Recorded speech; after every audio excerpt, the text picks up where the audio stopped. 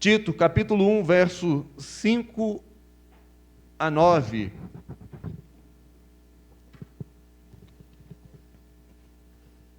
Por esta causa, te deixei em Creta, para que pusesses em ordem as coisas restantes, bem como em cada cidade constituísseis presbíteros, conforme te prescrevi.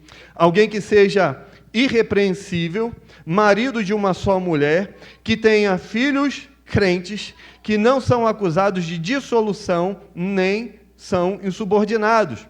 Porque é indispensável que o bispo seja irrepreensível como dispenseiro de Deus, não arrogante, não irascível, não dado ao vinho, nem violento, nem cobiçoso de torpe ganância.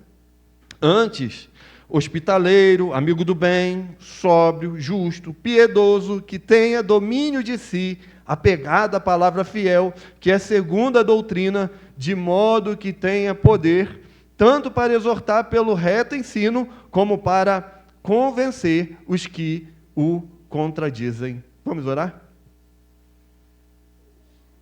Pai, amado e bendito, nós suplicamos o Teu Espírito que ilumine nossa mente e coração, a fim de entendermos aquilo que a Tua Palavra tem a nos ensinar. E que possamos, ó Deus, sair daqui, da igreja, com esclarecidos, orientados, a fim de votarmos, elegermos homens piedosos, para que ocupem os cargos, o ofício de presbíteros, diáconos na nossa igreja, e, sobretudo, para que tenhamos aqui uma masculinidade em nosso meio, uma masculinidade saudável, homens saudáveis, homens tementes ao Senhor, homens que amam o Senhor e a sua palavra. Cuida de nós, ó Deus, nos orienta, norteia a nossa vida, em nome de Jesus Cristo que oramos. Amém.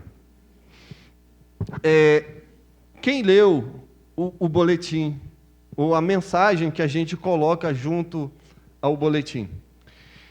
Lá tem uma ilustração de um pastor chamado Richard Baxter. Ele escreve um livro muito interessante, e eu indico, não só para pastores, mas para os homens da igreja, um livro intitulado O Pastor Aprovado. É um livro que nos desafia. É um livro que o presbítero, o pastor, os diáconos devem ler. Os homens da igreja devem ler. Richard Baxter, O Pastor Aprovado. A ilustração que ele traz é muito interessante. Ele diz assim: imaginem milhares num navio que faz água. Ou seja, imaginem milhares de pessoas num navio em que a água está entrando pelo casco. Os que deveriam estar bombeando a água e tapando as brechas estão se divertindo ou dormindo. Pois bem, vocês não os acordariam e não os chamariam para o seu trabalho pela salvação de suas próprias almas? Os homens os julgariam errados por falarem duramente em tom de urgência com os preguiçosos? Vocês não diriam, o trabalho tem que ser feito, ou senão todos morreremos? O navio está quase afundando, e vocês me vêm falar de reputação? Diz Richard Baxter, este é o nosso caso, irmãos. O trabalho de Deus tem que ser feito. Ou o trabalho de Deus é feito, ou o barco afunda. A epístola do apóstolo Paulo a Tito foi escrita para igrejas que estavam em situação como essa, igrejas que estavam afundando. Paulo deixou Tito em Creta para um trabalho de Deus que deveria ser feito. Colocar em ordem as coisas que estavam faltando, ou seja, colocar em linhas retas, endireitar as coisas dentro da igreja. E mais, deixou Tito em Creta para ajustar aquilo que estava faltando e também constituir nessas igrejas presbíteros, oficiais, homens dispostos ao trabalho de Deus. Caso contrário, o barco afunda. A palavra aqui colocar em ordem, ou colocar em linha reta, é um termo médico. É um termo que se refere a endireitar um membro torto. O camarada está com a coluna torta, agora ele tem que endireitar, colocar em linha reta. Essa é a ideia aqui. O texto aqui, irmãos, da carta, indica que haviam graves faltas dentro da igreja. Faltas individuais, faltas coletivas, falta na liderança espiritual, na condução da igreja. Havia um problema aqui dos falsos mestres que estavam ali dentro do meio, ali no meio do povo de Deus. Havia o problema da conduta imoral entre os membros da família de Deus. Essa é a situação aqui que deveria ser endireitada. Deveria ser colocado no prumo. A ilha de Creta era uma região marcada pela devassidão moral, pela disseminação de muitas heresias. As igrejas, ainda novas, corriam sérios riscos, por conta desses perigos, chamados de perigos aqui, mortais, graves, severos contra a igreja. E num contexto como esse, somente uma liderança moralmente sadia poderia resistir ao cerco ameaçador. Somente uma liderança moralmente forte, sadia, temente ao Senhor, poderia resistir àquele tempo mau, àquele tempo ruim, àquele tempo tenebroso. Somente uma liderança composta por homens moralmente fortes, vigorosos, poderia suportar aquela aflição. A forma mais eficaz de combater os falsos mestres, de combater uma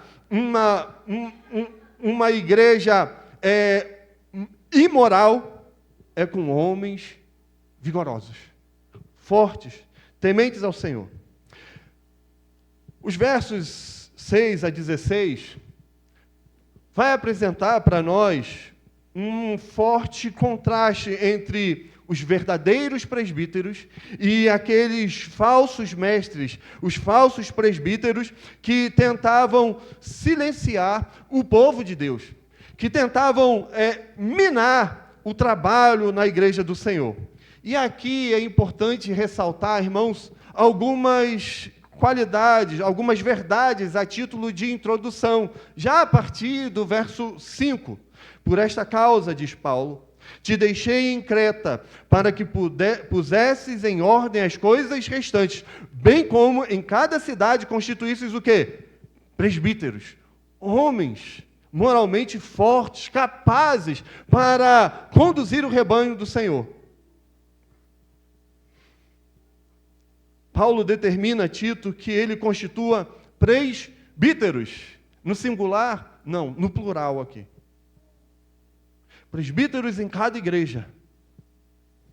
Uma liderança aqui composta de um colegiado, uma equipe de presbíteros, não um líder autocrático.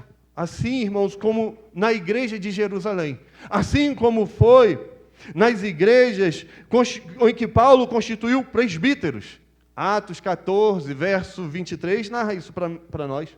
E promovendo, diz o texto lá, em Atos, e promovendo-lhes em cada igreja a eleição de presbíteros, depois de orar com jejuns, os encomendaram ao Senhor, em quem havia crido.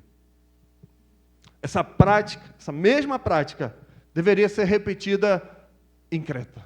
Essa mesma prática que foi usada por Paulo em outras igrejas, deveriam agora ser usada por Tito na ilha de Creta. Paulo usa termos presbíteros no verso 5. Mas é interessante o verso 7, porque ele vai usar uma outra expressão, mas para se referir à mesma pessoa, à mesma função. Dois termos, presbíteros e bispo, usados aqui para descrever a mesma liderança. Presbítero e bispo são termos correlatos e devem destacar características distintas do mesmo líder. Um termo presbítero refere-se à maturidade, à experiência de um homem. A ideia de um ancião, alguém experiente, um líder experiente. Mas a expressão bispo mostra para nós a responsabilidade que compete ao presbítero. A função, uma função primorosa, uma função belíssima na igreja, uma função de supervisão pastoral, de supervisor do povo do Senhor. Alguém que está atento às necessidades, às carências do povo de Deus. O modelo bíblico apresentado a nós é de vários bispos, vários presbíteros em uma única igreja. Não um pastor, não um presbítero. O sistema aqui é um sistema plural. Homens designados pela igreja, apontados pela igreja, assumindo o oficialato da igreja. Não um. Não é um. Não é um pastor, mas vários pastores retirados do meio da igreja. Quando a gente cai no erro de deixar tudo nas costas de um homem, ou quando a gente deposita a nossa esperança em um homem, aquele projeto se torna pessoal, aquele projeto se torna dele, e a igreja não tem um dono, não tem um Senhor, senão o nosso Senhor Jesus Cristo. A igreja deve eleger homens capazes para assumir um cargo de supervisão da igreja. E aí Paulo dá orientações claras aqui e muito precisas acerca das qualidades, dos atributos do presbítero. Né? O presbítero, aquilo que o presbítero deve ter, do verso 6 ao verso 9. As características dos presbíteros têm mais a ver com a sua vida do que com o seu desempenho, diz Hernandes Dias Lopes. Um comentarista bíblico, ele vai advertir que o fato de esses critérios se aplicarem aos cristãos da ilha de Creta, na cidade de Creta, foi aplicado também na cidade de Éfeso. As igrejas grandes, as igrejas pequenas, as igrejas de vários lugares devem adotar o mesmo sistema. Adotar um sistema de governo em que coloque pessoas piedosas no exercício dos cargos. Não é algo novo. Tito não está lidando aqui com uma novidade, mas algo que é esperado e exigido de todas as igrejas. O Novo Testamento, irmãos, vai detalhar para nós, com grande precisão, as funções dos presbíteros. Primeiro, o presbítero, ele deve pastorear o rebanho. O presbítero deve ser o pastor da igreja. Ele pastoreia a igreja do Senhor. As referências para isso: Atos 20, verso 28, 1 Timóteo, capítulo 3, 5, 1 Pedro também, como vimos no domingo passado. Os presbíteros devem proteger a igreja dos ataques externos e dos ataques internos. O presbítero deve dirigir, governar a igreja, servindo-lhe de exemplo. O presbítero deve pregar a palavra de Deus, ensinar a sã doutrina, refutar aqueles que contradizem. O presbítero, ele deve orientar a igreja nas questões doutrinárias, nas questões éticas. Atos, capítulo 15, Atos 16, verso 4, dá essa ideia para nós. O presbítero, conforme o autor de Hebreus 13, verso 7, deve viver de tal forma que a sua vida seja um exemplo para todo o rebanho do Senhor. E não para as qualificações aqui. Os apontamentos para aqueles que vão compor o conselho da igreja. O presbítero deve velar pela alma daqueles que lhes são confiados, sabendo que prestará conta deste pastoreio ao Supremo Pastor, diz o autor de Hebreus, verso 17, também no capítulo 13. Tiago, capítulo 5, traz uma expressão muito interessante com relação ao ministério da oração, especialmente a oração do presbítero em favor daqueles que são enfermos, daqueles que estão doentes, daqueles que estão acamados. O presbítero deve orar por eles, com eles. Atos, capítulo 11, verso 30, mostra para nós que o presbítero deve estar engajado no cuidado dos crentes pobres, os necessitados. Mas o retrato que Paulo vai traçar aqui de um presbítero é que ele tem que ser irrepreensível. Irrepreensível. Alguém que seja irrepreensível, diz para nós o verso 6.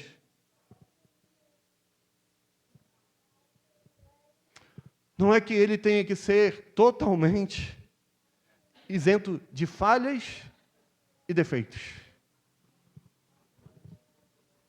Ele não vai ser totalmente isento de falhas, de defeitos.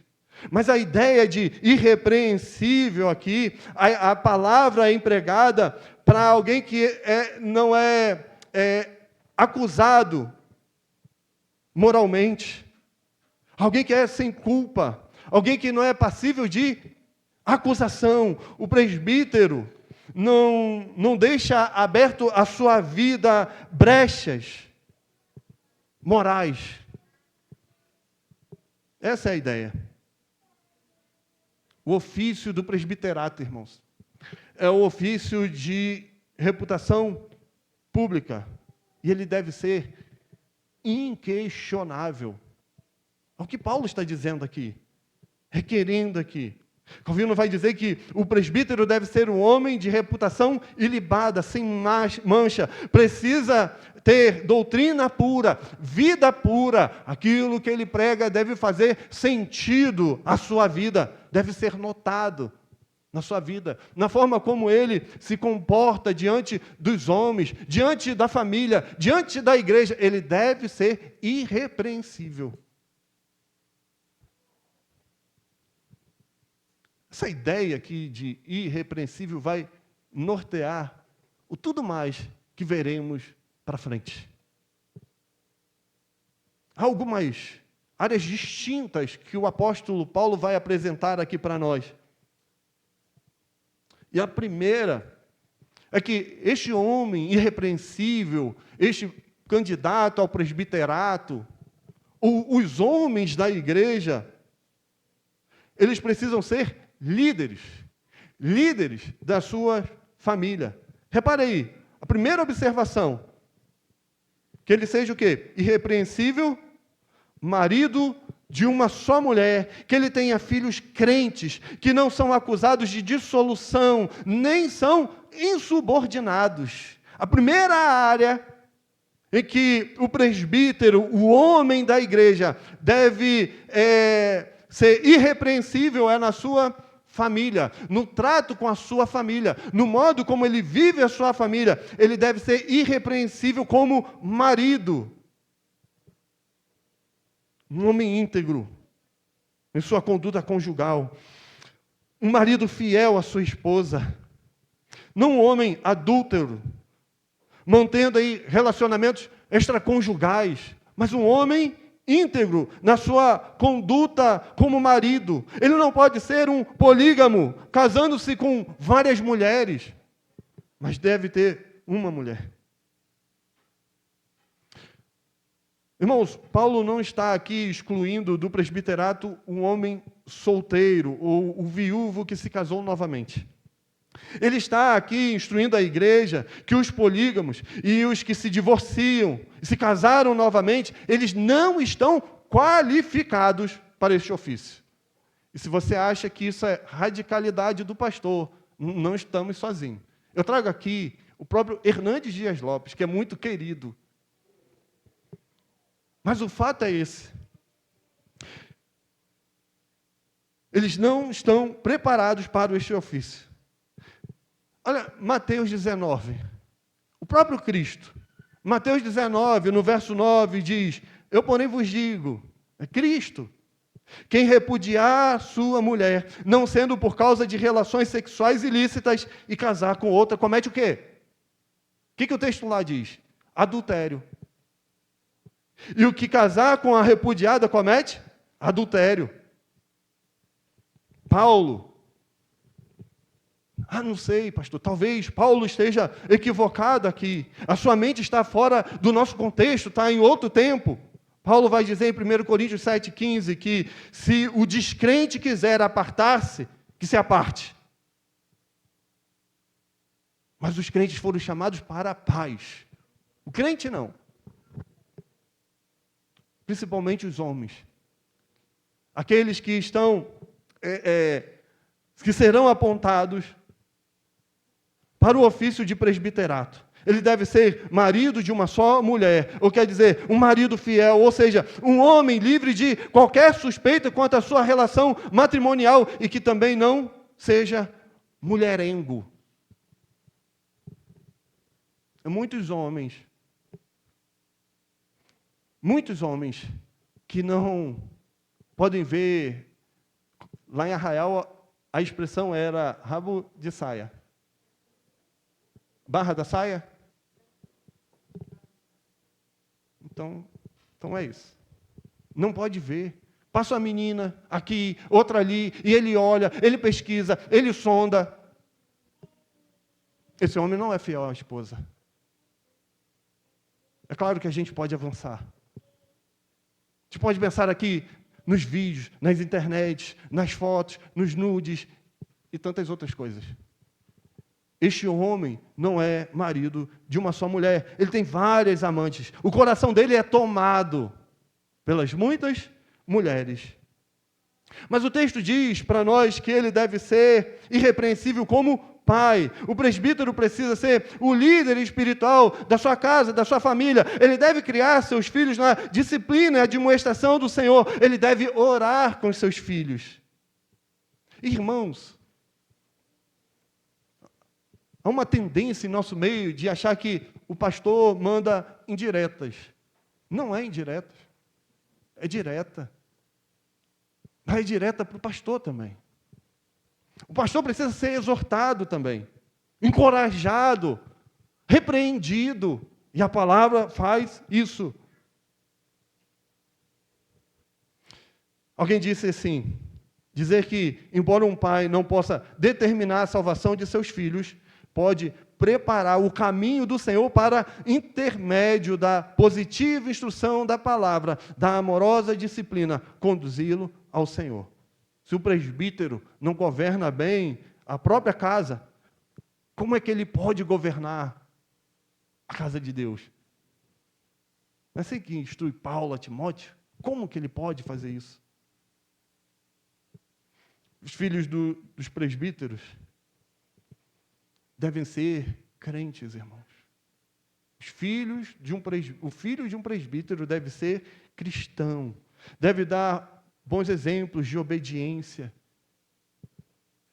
de dedicação. Mas Paulo continua o argumento aqui. Ele vai dizer que os filhos não podem ser dissolutos ou insubordinados. A palavra dissoluto aqui significa uma dissolução ou libertinagem. Implica em prazeres, luxúrias extravagantes. Implica em entrega aos prazeres pessoais, aos prazeres deste mundo. A mesma expressão utilizada aqui foi usada também lá em Lucas 15, 13, aplicado ao filho pródigo, dissoluto, que viveu a vida à sua maneira, longe dos olhos atentos do Pai.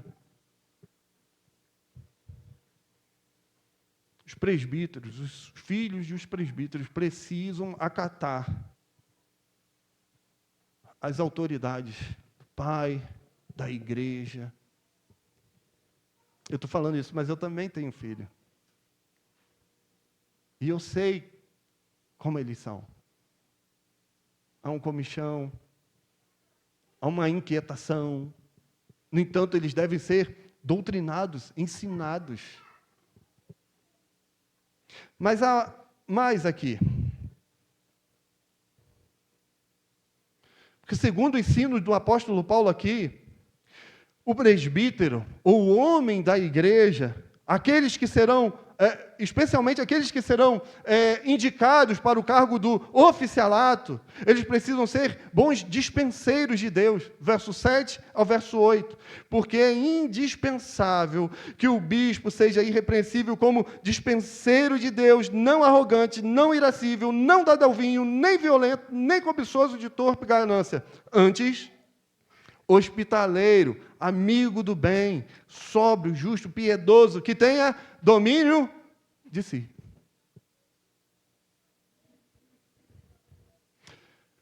Reparou? O apóstolo Paulo começa com 5 agudos nãos aqui. Aquilo que o presbítero não deve ser ou fazer. Ele não deve ser arrogante, alguém de temperamento irascível, não dado ao vinho, violento, ganancioso. O presbítero não deve ser arrogante, soberbo, a ideia aqui.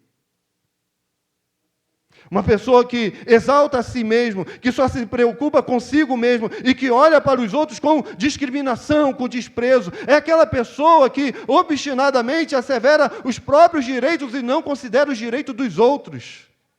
Não considera as outras pessoas. Eu me basto, eu sou suficiente. É um homem egocêntrico. Constitui a sua própria autoridade. O comentarista Barclay, ele descreve sobre os arrogantes, dizendo que é uma pessoa intolerante. Repare, é uma pessoa intolerante que condena tudo que não pode compreender, que pensa que não há outra forma de fazer as coisas que não seja a sua, que crê que não existe outro caminho que não seja o seu e que menospreza os sentimentos dos demais. O presbítero, os homens da igreja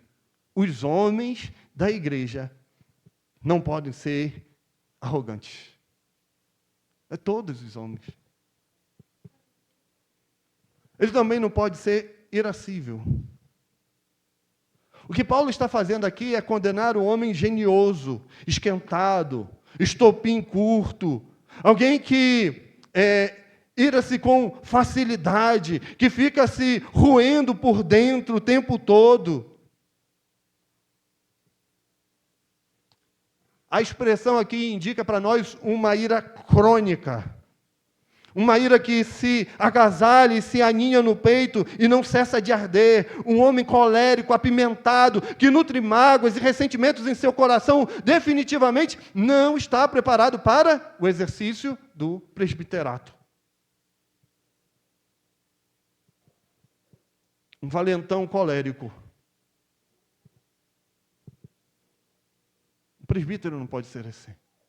Ou em pouco tempo, diz Hernandes Dias Lopes, um valentão colérico ou apimentado, em pouco tempo, se torna solitário. O presbítero, o homem da igreja, não deve ser dado ao vinho. A ideia aqui não é alguém totalmente abstêmico, mas temperante. Alguém moderado. Alguém que é indulgente no uso aí do vinho. A palavra descreve, talvez aqui, um bêbado. Um homem que se assenta muito tempo junto ao vinho, que bebe demais, que fica escravizado pelo vinho, que perde o controle dos seus sentidos. O texto não está aqui nos ensinando abstinência total. Mas o texto está se colocando claramente aqui contra a bebedeira. contra a bebedeira.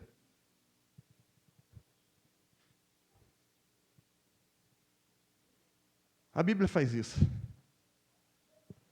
Ela distingue, Ana Bárbara, entre o uso do vinho e o seu abuso.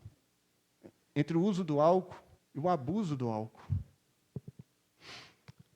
Há uma situação, irmãos, em que Paulo recomenda a abstinência.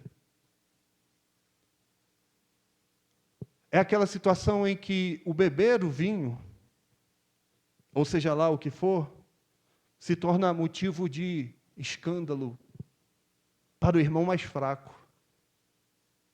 Se escandaliza. Se leva o outro a tropeçar, não faça.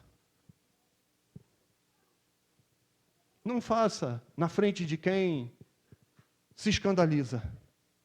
Mas há uma outra característica que parte destes agudos não. Ele, o presbítero, ou o homem da igreja não pode ser violento.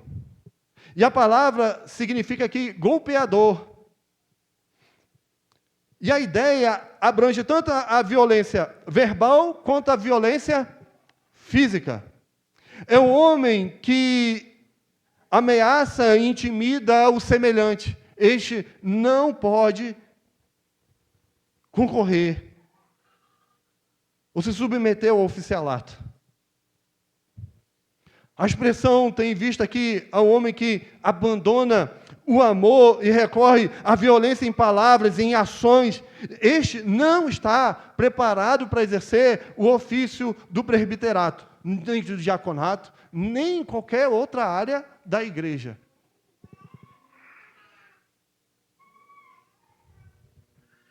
Ele não pode ser alguém que oprime as pessoas, as emoções, as ações, por meio das suas reações, sabe? Não pode.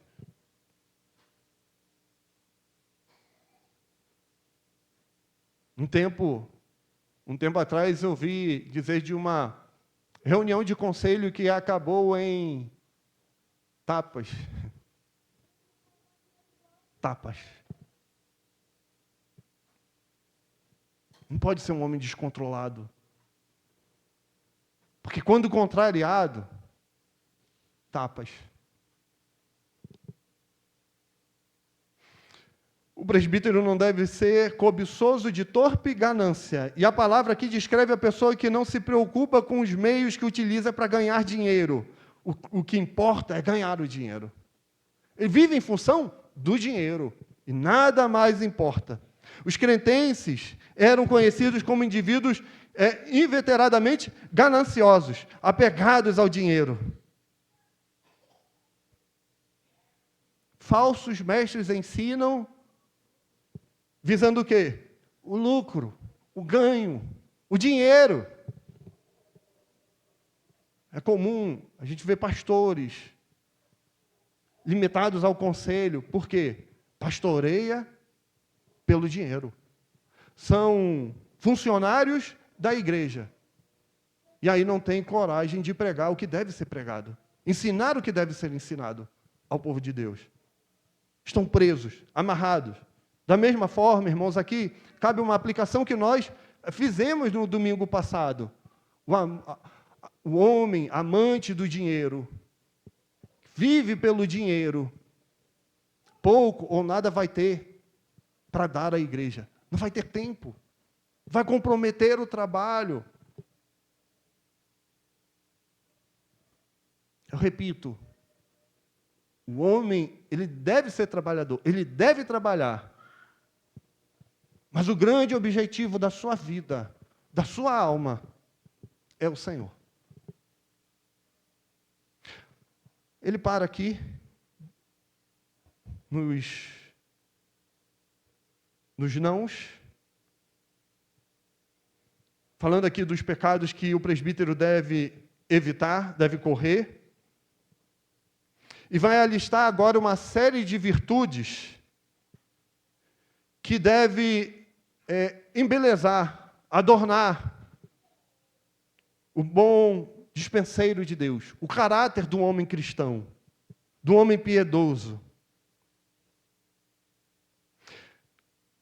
E a primeira coisa que ele diz aqui é algo que muitas vezes nós relacionamos às mulheres, mas não aos homens. Facilmente ligamos essa ideia, atribuímos essa ideia às mulheres. Talvez porque quando se vai receber pessoas em casa, ela prepara a casa, ela limpa a casa, ela faz uma boa comida. Mas a ideia aqui é requerida dos homens como hospitaleiros. Um presbítero deve ser hospitaleiro. E a palavra aqui significa amigo das pessoas estrangeiras. No mundo antigo, aqui existiam os viajantes. As pousadas desse tempo eram caras, eram sujas, eram imorais. E muitas vezes, esses viajantes acabavam na casa dos crentes, eram recebidos pelos crentes. Cuidado pelos crentes.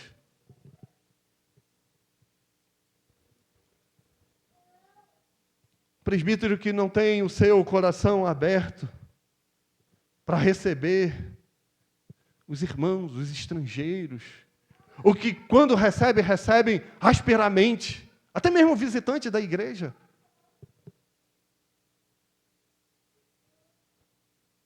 Irmãos, essa virtude aqui foi destacada e enfatizada várias vezes nas Escrituras Sagradas. O autor de Hebreus diz para nós que deve ser constante o amor fraternal. Não negligencieis a hospitalidade. Pedro escreveu o seguinte: sede mutuamente hospitaleiros sem murmuração.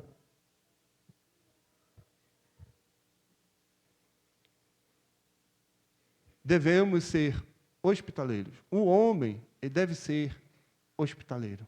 Ele deve aprender a receber bem as pessoas. O estrangeiro.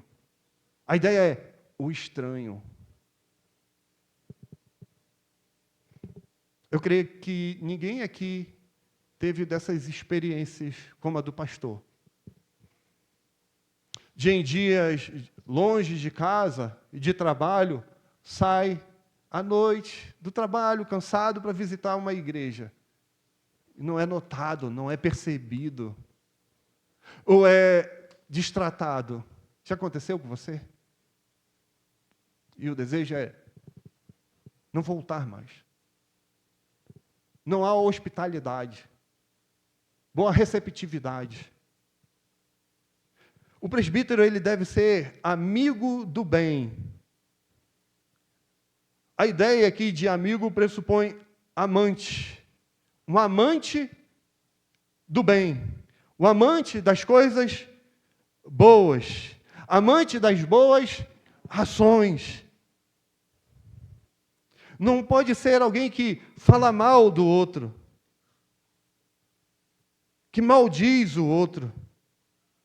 Mas alguém que tenha deleite, alguém que tenha prazer em falar bem das pessoas. É alguém disposto aqui a chorar com os que choram, mas também a se alegrar com aqueles que se alegram. É um amigo, o amante do bem. O presbítero deve ser aqui sóbrio. Alguém que tenha domínio completo sobre as suas paixões, sobre os seus desejos. Virtude considerada pelos gregos como a pedra fundamental da virtude. Algo que pressupõe uma espécie de sabedoria prática, refletida aí na aplicação, na ética cristã, na moral cristã, a vida diária do homem de Deus, daqueles que estão junto a Ele. O presbítero deve ser justo. A ideia aqui descreve um homem que concede a Deus e aos homens aquilo que lhe é devido. É um homem que não usa de 2 pesos, 2 medidas. Ele é justo no falar, ele é justo no agir. Ele deve ser piedoso. Um homem piedoso.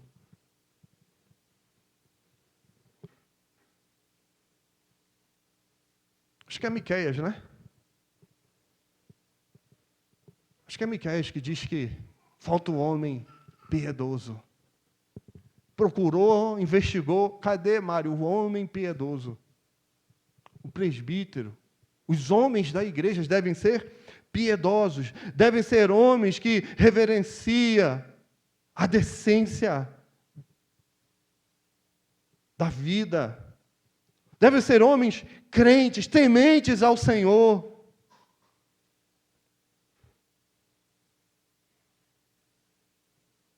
Homens dispostos ao serviço de Deus, a uma piedade.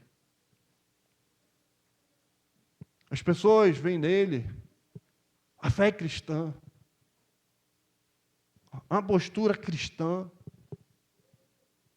Este homem deve ter domínio próprio, diz as Escrituras, diz Paulo aqui. Ou seja, ele precisa ser dono de si mesmo, ter controle completo de suas ações.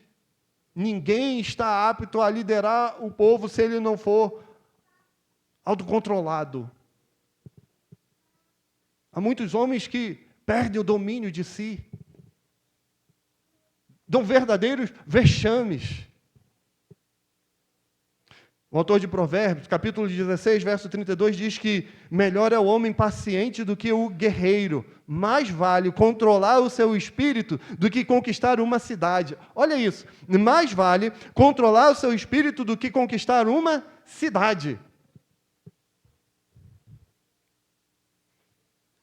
Alguém que tem domínio de si. Controlado. Mas finalmente, irmãos,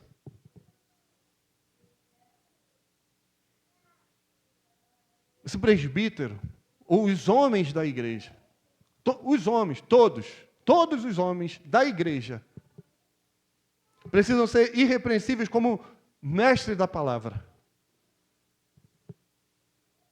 O presbítero precisa ser um homem íntegro na sua relação com a família, com o próximo e com as Escrituras. Ele deve ser um obreiro, como diz Paulo, aprovado, alguém que maneja bem a palavra da verdade. Um presbítero precisa demonstrar fidelidade doutrinária. Ele precisa ser, como diz aqui o verso 9, apegado à palavra fiel, que é segundo a doutrina. Em 1 Timóteo, capítulo 3, verso 6, ele vai dizer que não pode ser um neófito. Sabe o que é um neófito? Alguém novo da fé. E mais do que isso,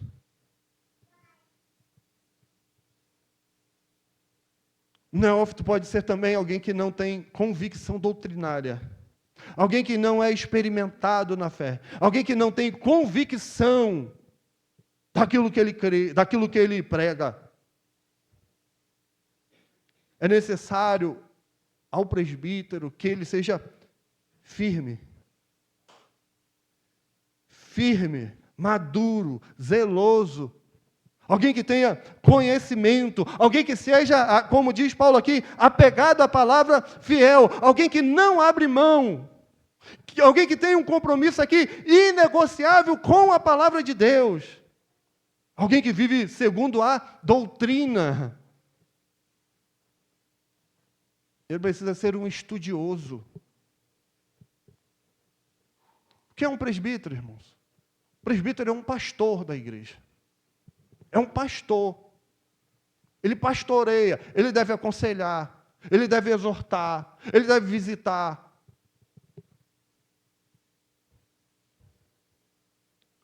Deve ser alguém que edifica a igreja pela sã doutrina.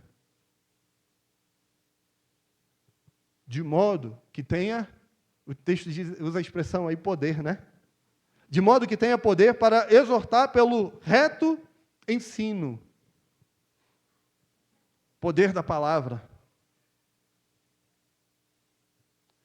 É alguém que tem o poder da palavra, não alguém que tenha força, técnicas da psicologia, do treinamento coaching,